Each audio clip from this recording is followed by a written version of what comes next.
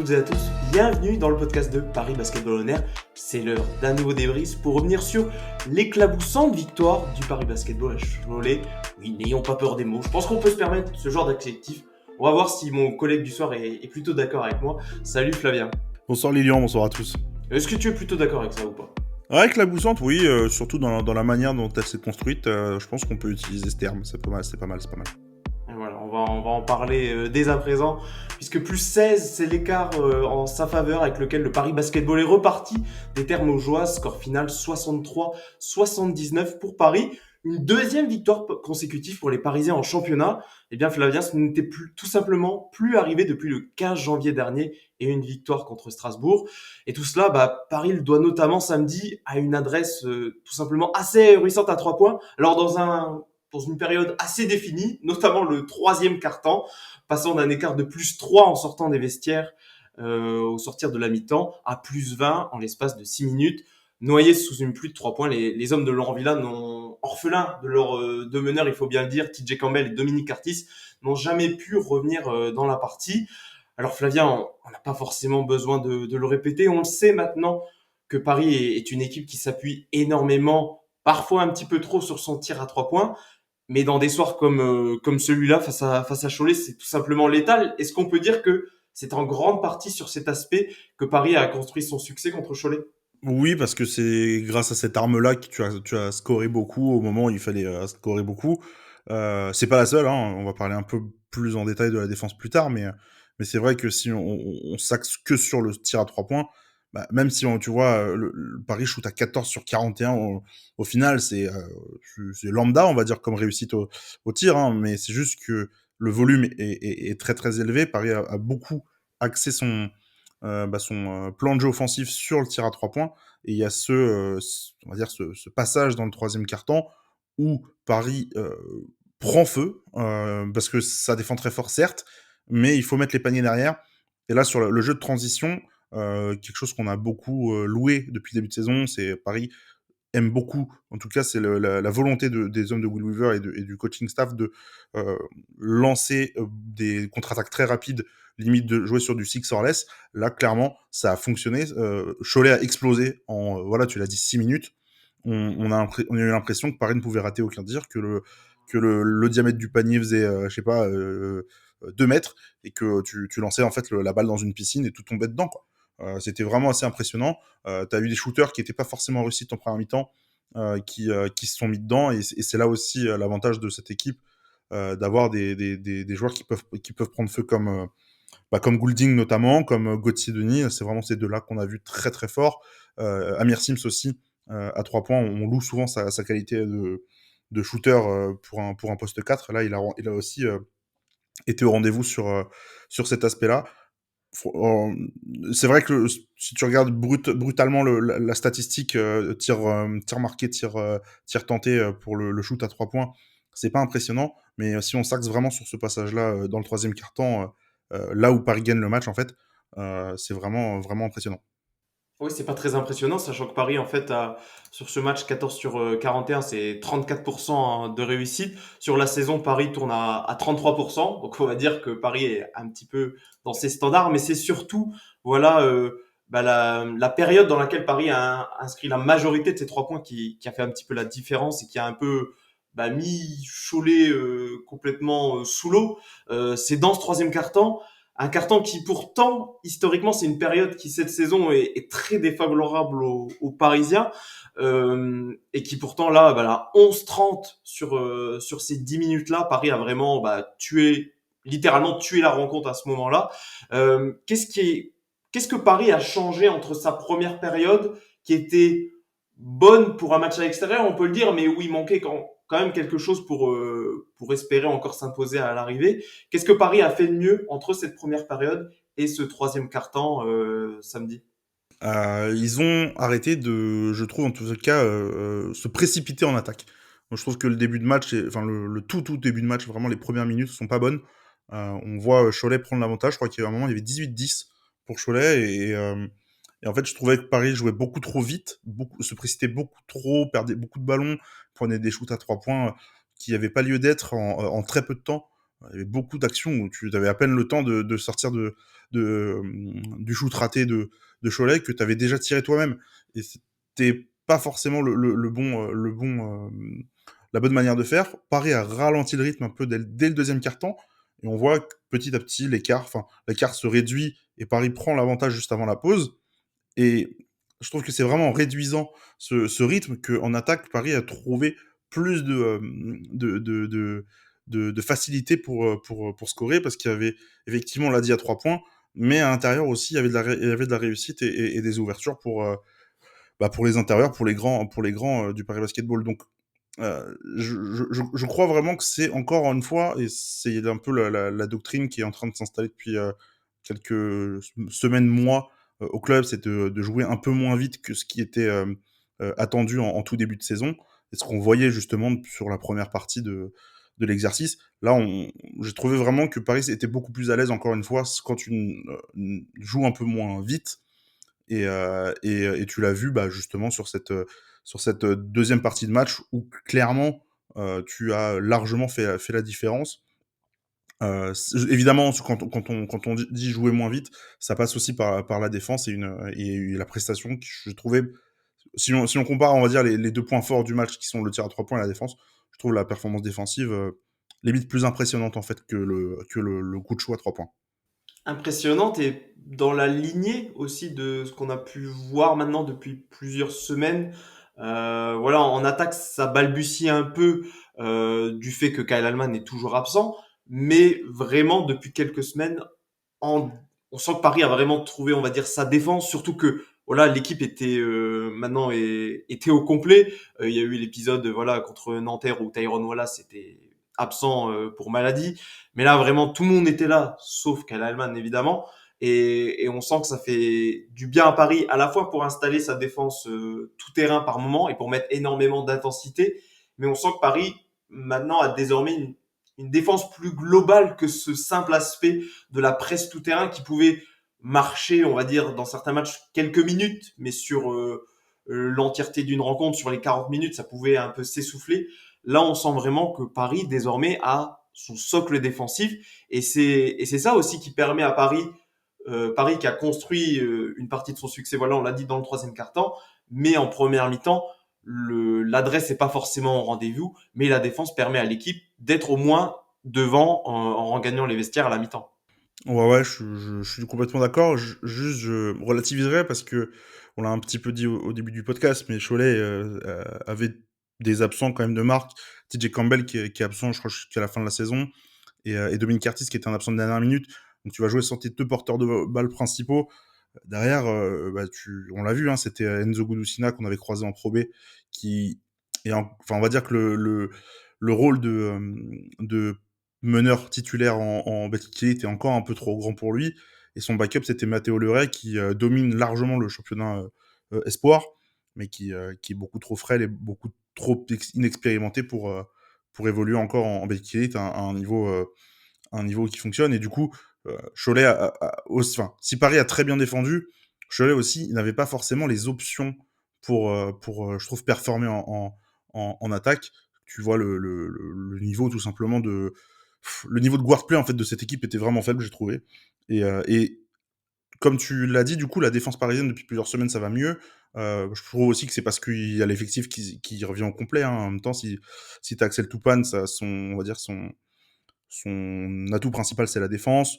Tu as plus d'options en fait pour tenter des choses. Et là, c'est vrai que il y avait pas forcément beaucoup de choses à tenter côté Will Weaver, mais il y avait des points clés, je pense, à défendre très bien, c'est-à-dire la raquette, parce que de toute manière, tu savais ils allaient essayer de passer par là, vu que leurs joueurs dominants, ou en tout cas leurs meilleurs joueurs disponibles, sont dans cette partie du terrain-là. Ça a été très bien verrouillé par Ismaël Kamagaté dans un premier temps, puis par Jeremy Evans après. Amir Sims, ça n'a pas forcément été ciblé, donc c'est assez surprenant, mais je ne l'ai pas non plus trouvé aussi mauvais que lors de ses récentes sorties en défense. Le fait d'avoir Béguin et Toupane sur les ailes aide énormément aussi à défendre les ailiers et en fait à switcher sur les grands ou sur les petits. Et en fait, cette polyvalence un peu là sur tous les rôles qu'il y a du côté du Paris Basketball, bah, ça offre forcément des possibilités pour tenter des choses. Là, il n'y a pas forcément eu de presse tout terrain parce que tu n'en as pas eu besoin. Mais tu en as mis un petit peu sur Matteo Leray justement parce que tu te dis c'est un espoir et tu peux lui faire perdre des ballons. Tu n'as pas forcément provoqué beaucoup de pertes de balles, mais par contre, c'est dans la dissuasion sur les tirs et sur la sécurisation du rebond défensif où tu as été très bon. Finalement, tu laisses Cholet à seulement 63 points à domicile. C'est une performance défensive excellente. On préfère pour finir, je pense qu'on préfère Cholet à 63 points plutôt que la retraite à 64, à mon avis. Ouh, une petite vanne sur l'actualité. Flavien est en forme ce soir. Plus sérieusement, pour compléter un petit peu ce que tu disais, notamment sur l'absence des deux meneurs de Cholet, je trouve que ça a un petit peu aussi, comment dire, contrecarré les plans des hommes de Laurent Villa qui, bah, c'est quand même deux joueurs, notamment qui shootent énormément, qui shootent beaucoup à trois points, notamment Dominique Cartis qui tente 6 tirs à trois points par match. Et ça a un petit peu rendu le jeu de Cholet stérile. Bah, beaucoup de jeux au poste bas, j'ai trouvé beaucoup aussi comment dire, de tirs pris qui étaient, on va dire, forcés au niveau des flotteurs, beaucoup de flotteurs. Ils n'arrivaient pas à trouver des positions de tir, soit sur les extérieurs, soit près du cercle. Et donc ils s'en remettaient à des solutions un petit peu complexes. Et donc ça a aussi participé au fait que bah, qu'on a plutôt trouvé la défense de Paris plutôt bonne sur cette rencontre. Et notamment, bon, on peut le mentionner, j'ai trouvé Paris a très bien notamment défendu à l'intérieur. Alors par période, avec notamment deux joueurs, Ismaël Kamagaté notamment au début de la rencontre, ensuite Jérémy Evans qui a pris son relais, mais les deux intérieurs parisiens ont vraiment été une force très très dissuasive à l'intérieur, que ce soit au rebond ou dans la production du cercle. Ouais, clairement, clairement. Tu vois, le Ismaël Kamagaté sort son meilleur match depuis plusieurs semaines, largement, avec 8 points, 12 rebonds de contre pour 20 d'évaluation, plus 13 de plus-minus. Donc, quand il est sur le terrain, ça a très bien fonctionné. Il a été un bon relais, justement, de Jeremy Evans en première mi-temps.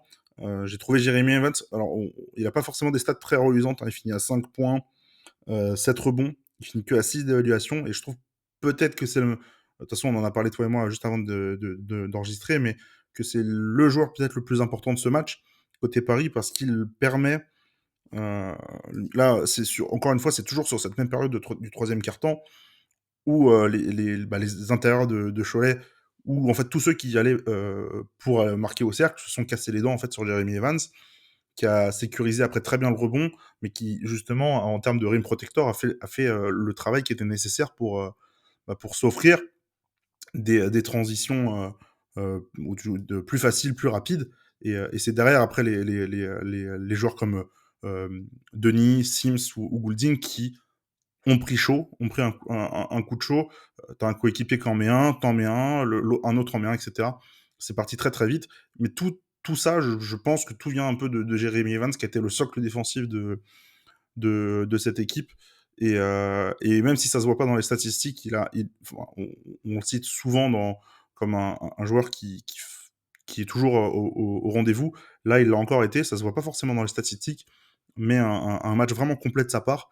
Je crois qu'il a 2 contres en plus. Donc, enfin, globalement, sa performance, elle montre que c'était déjà très bien de l'avoir récupéré sous contrat jusqu'à la fin de la saison. Mais en plus, que là, il est titulaire depuis 2-3 mois. C'est aussi depuis ce moment-là qu'il se met un peu moins bien. Mais tu vois que peut-être ce choix de Will Weaver a été extrêmement positif pour installer une raquette dominante en tout cas par moment. Mais lui, il est toujours au rendez-vous et il a un niveau défensif qui est exceptionnel. Et c'est d'autant plus efficace quand son backup Ismaël Kamagaté peut lui aussi s'exprimer sur les quelques minutes qu'il a eu. Pour ce dernier petit point un petit peu dans ce match, on voulait l'évoquer. C'est Tyrone Wallace qui était absent je l'ai déjà mentionné, pour cause de maladie face à Nanterre, qui était du coup de retour en championnat. Alors il a joué bien évidemment en Eurocup, mais là on va s'attarder sur sa prestation du soir. Une prestation un petit peu dans ses standards, 14 points, 5 sur 12 au tir, 5 rebonds, 5 passes, 4 pertes de balles en un petit peu moins de 30 minutes. Aucun joueur parisien à 30 minutes, il me semble, ce soir. Donc c'est aussi Amir Sims 30 minutes tout pile. Donc voilà, c'est aussi positif quand on sait que Paris enchaîne les matchs depuis un petit moment. Mais je voulais l'évoquer moi notamment pour notamment parler de. Alors c'est pas une critique véritablement, mais c'est plutôt peut-être un axe d'amélioration potentielle pour la suite. C'est cette différence de jeu qu'on peut voir quand Tyrone Wallace est sur le terrain, quand il ne l'est pas. Tu vas me dire ce que t'en penses, Flavien, mais je trouve que Tyrone Wallace, quand il est sur le terrain, euh, dans un jeu plutôt efficace, mais très centré sur lui, où il a la balle, on va dire 90% de la possession dans la globalité, et où il y a pas mal d'iso, quelques drive and kick, quelques pick and roll, mais voilà, c'est vraiment quand Tyrone Wallace est sur le terrain, il contrôle l'ensemble de l'attaque parisienne. Et dès qu'il n'est plus là, bah, ça joue un petit peu plus collectif, ça se partage un petit peu plus le ballon. Alors là, quand en plus on a une défense sur le test qui était un petit peu sur le reculoir, on s'est fait la remarque ensemble avant d'enregistrer. On trouvait qu'il défendait vraiment l'intérieur de la raquette et laissait un petit peu libre cours aux, aux arrières parisiens. C'est sur cette différence de jeu, je me dis que potentiellement dans un axe de progression qu'on pourrait un petit peu plus impliquer les autres joueurs quand Tyrone Wallace est sur le terrain, alors pas forcément en leur donnant directement le ballon, mais en les impliquant avec un petit peu plus peut-être de jeu sans ballon et pas juste d'avoir quatre joueurs qui regardent Tyrone Wallace faire plutôt du bon basket. Mais voilà, qu'est-ce que toi tu en penses de cette remarque, Flavien? Ce que j'en pense, c'est que là, ce genre d'ISO à répétition dont tu parles, elles sont surtout visibles depuis la blessure de Kyle Holman. C'est normal, hein, c'est tes deux porteurs de balles principaux, ceux qui cristallisent un peu toute la gestion de l'attaque parisienne. Sans lui, tu te retrouves avec Tyrone Wallace un peu trop seul, effectivement, pour mener le jeu. Il y a beaucoup d'ISO. Il le fait avec quand même efficacité parce que généralement, de toute façon, tu l'as dit, mais il fait rarement des mauvais matchs là depuis son retour de blessure en décembre. On n'en a pas beaucoup. Enfin, ça se compte même pas sur les doigts d'une main, donc on va pas lui taper dessus. Mais c'est vrai que euh, t'as l'impression que la première option en fait du Paris Basketball en attaque, c'est de donner le ballon à Wallace et vas-y, montre-nous ce que tu vas nous inventer, ce que toi ce que t'as envie de faire. Donc ça va être de l'ISO, peut-être un drive and kick derrière, soit prendre un pull-up. Enfin bref, c'est je trouve quand même assez varié dans ses choix, mais c'est vrai que le constat de départ, c'est tu commences toujours, quasiment toujours, par une ISO de Tyrone Wallace ton match. Donc tu as des joueurs qui voient pas forcément le ballon.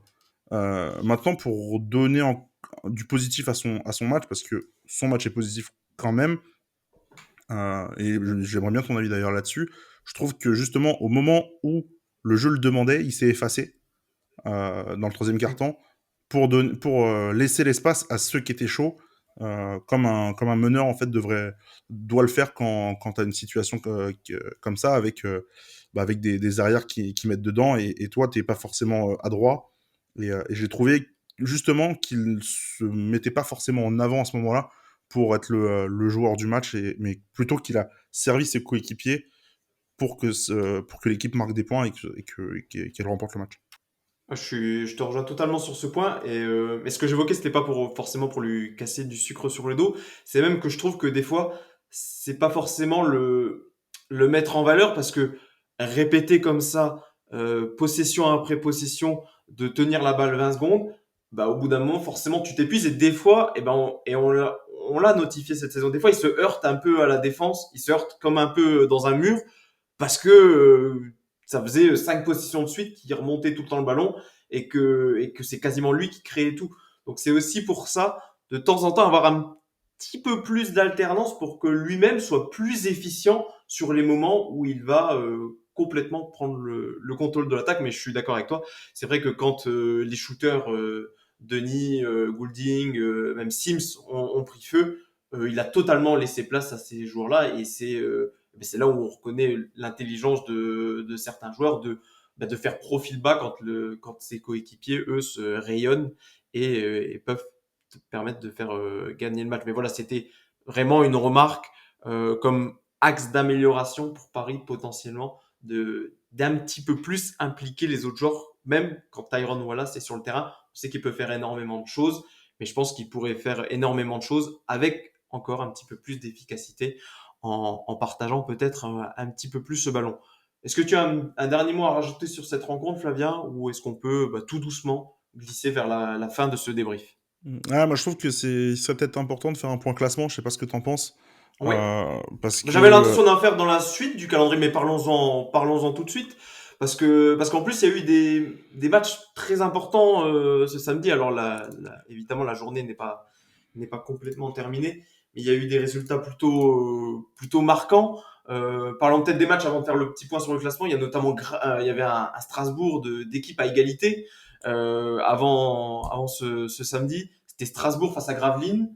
Et c'est Gravelines qui s'est imposé en Alsace pour son deuxième succès de la saison seulement à l'extérieur. Ça permet à Gravelines de revenir à une victoire de Roanne qui est huitième donc. Et Paris donc avec cette victoire contre Cholet qui a 11 victoires, qui est donc douzième, mais bon, qui n'est au final plus qu'à deux victoires de Roanne, huitième. Je ne sais pas si tu as quelque chose à rajouter du coup. bah, est-ce qu'ils vont pas nous faire le coup de nous faire croire qu'ils peuvent aller faire le push en playoff? C'est la question que je me pose. Parce que toi et moi, on en parlait justement dans le podcast fin février, juste avant le retour du championnat, qu'il faudrait quasiment être à 18 victoires à la fin de la saison pour être dans les 8. Là, tu as gagné 3 matchs depuis le début du mois de mars pour une défaite, donc 3 sur 4. Tu es sur un rythme, en tout cas, excellent. Tu l'as dit, tu n'es plus qu'à deux victoires de Rouen. Rouen que tu vas recroiser. Tu vas recroiser Limoges très bientôt. Tu vas croiser Le Portel, tu vas croiser Fos. En fait, tu vas croiser des équipes qui sont soit dans le bas de tableau, soit des concurrents pour peut-être aller chercher des playoffs. Moi, je me demande s'ils sont pas en train de nous faire le coup de. Et peut-être si on se mettait dans la bataille pour finir dans les 8. Je suis toujours un peu comment dire, pas forcément certain que Paris sera en playoff, mais en tout cas, je préfère qu'ils jouent plutôt cette partie du tableau que la partie basse, dirons-nous. Ah bah, c'est ce que j'avais dit moi dans cet épisode. Je suis certain que Paris va nous faire croire qu'ils peuvent aller en playoff. Peut-être même y aller. Alors là, jusque-là, je n'irai peut-être pas. Mais pour l'instant, ouais, c'est ce qu'ils sont en train de réaliser. Après, ce qui joue aussi pour Paris, c'est que le championnat cette saison, encore une fois, mais peut-être encore plus cette année, est incroyablement dense. Et c'est peut-être, au final, ça va peut-être même se jouer à 17 victoires pour aller en playoff. Bon, peut-être pas jusqu'à ce point-là. Mais c'est vrai que c'est tellement serré. Rien que pour l'illustrer, Pau, qui est dernier du championnat, est à 8 victoires. Donc et il y a seulement Paris n'a seulement que 3 victoires d'avance sur le dernier du championnat. Et c'est aussi peut-être cette densité-là qui va jouer au final en la faveur de Paris sur cette fin de saison. Oui, oui, complètement. Et puis tu vois même les matchs du soir, parce que tu as parlé de Strasbourg-Gravelines, ça s'est joué sur un game winner de Boynton à la toute fin. Tu regardes les matchs plus bas, il y avait les quatre derniers qui s'affrontaient, donc Blois qui allait chercher une victoire à Pau en prolongation, ils arrachent la prolongation sur un buzzer. Nancy qui perd contre Nanterre, Nanterre qui était dans le dur depuis plusieurs semaines. Fos qui a failli battre Lasvel, ça s'est pas forcément joué à beaucoup de choses. Tu sens vraiment que cette année, parce que l'an dernier, tu avais Chalon-Reims qui avait vite décroché. Là, cette année, tu as vraiment enfin, aujourd'hui, qui peut dire qui sera le 18e ou le 17e de Betclic Elite à la mi-mai. Ça peut très bien être Nanterre, ça peut très bien être Pau, ça peut encore être Paris, ça peut être n'importe qui encore pour l'instant. Et c'est ça qui rend ce championnat assez fou et qui fait que les matchs qui vont arriver pour Paris très prochainement vont être encore plus importants que ce qu'on croit pour aller chercher le maintien. Et parlons-en de ses prochains matchs. Paris qui va enchaîner avec son dernier match de Eurocup, cette longue saison régulière européenne qui va prendre fin à domicile contre Londres. Paris qui, on l'a dit sur les réseaux sociaux, ne peut plus être quatrième et donc n'aura pas davantage du terrain au premier tour des playoffs. Mais voilà, il y aura un intérêt sur ce match. Finir 5 ou sixième, ça déterminera l'adversaire que Paris affrontera l'adversaire du groupe A que Paris affrontera.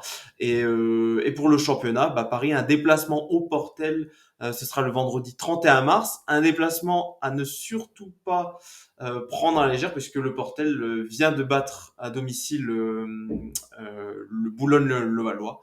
Donc voilà, le Portel qui est aussi qu'on avait un petit peu vite condamné pour la descente au Pro B, qui pour l'instant fait plutôt encore bonne figure dans cette Betclic Elite.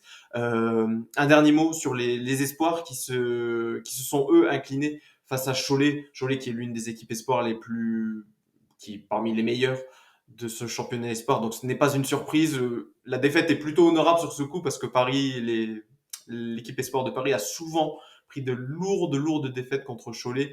Là samedi, les coéquipiers de Maël Amon-Crespin se sont inclinés 95-74. Gros match justement de ce dernier qui signe 27 points, Dirbon 4 passes, Kylian Maloya a également joué 14 points, Modiawara 8 points. Voilà, c'est ainsi que se termine ce débrief du match Paris-Cholet. On vous invite à nous suivre sur les réseaux sociaux, @ParisB-8 on air sur Twitter et Paris Basketball on air sur Instagram et Facebook. On vous invite également à aller sur YouTube. L'interview de Dustin Sleva est toujours disponible, traduite en français. Pour ceux qui ne sont pas familiers avec la langue de Shakespeare. Donc on vous invite à aller la regarder, c'est très intéressant ce que nous raconte Dustin. Et puis on vous invite à nous laisser des commentaires, des likes, et pourquoi pas nous proposer le nom de la prochaine personne que vous voudriez en interview. Nous sommes tout oui pour répondre à vos sollicitations. Flavien, je te remercie pour avoir été avec moi dans ce débrief. Et puis on se donnera rendez-vous très vite pour le débrief du Portel et également revenir sur la saison régulière d'Eurocup avec Corentin. Ça viendra très prochainement. Mais en attendant, on se dit à la prochaine. Bye bye. Ciao.